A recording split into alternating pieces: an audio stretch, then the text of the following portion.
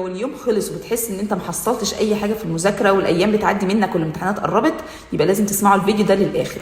اول حاجه تعملوها ان انتوا دايما ما تذاكروش وانتوا نايمين على السرير او انتوا منتخين على الكنبه، دايما خدوا الوضع المستقيم، ذاكروا على مكتب، ذاكروا على سفره، المهم يبقى واخد الوضع المستقيم ده، لان المذاكره على السرير في البرد ده بتنيم. تاني حاجه دايما اعملوا جدول زمني. يعني ايه جدول زمني؟ يعني انا اقول عايز اخلص الشابتر دوت من الساعه كذا للساعه كذا، مش عايزه اخلص الشابتر او الجزء دوت من المذاكره النهارده.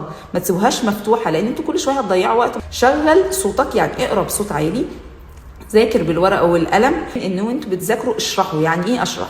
يعني انا ممكن اجيب جروب من زمايلي اشرح له، حتى لو المعلومه اللي عندي مش متثبته قوي، لما هشرح هتتثبت اكتر. طب انا ما فيش حد، جيب دبدوب، جيب مخده، جيب اي حد. اهم حاجه بقى كمان ابعدوا عن اي موبايلات او عن اي لابتوب وقت المذاكره. انا عامله المذاكره بتاعتي، عملت الجدول بتاعي، الساعتين دول مفيش ولا موبايل ولا لابتوب جنبي. طيب ليه؟ لان النوتيفيكيشن لو جات لي في حاجه صغيره هخش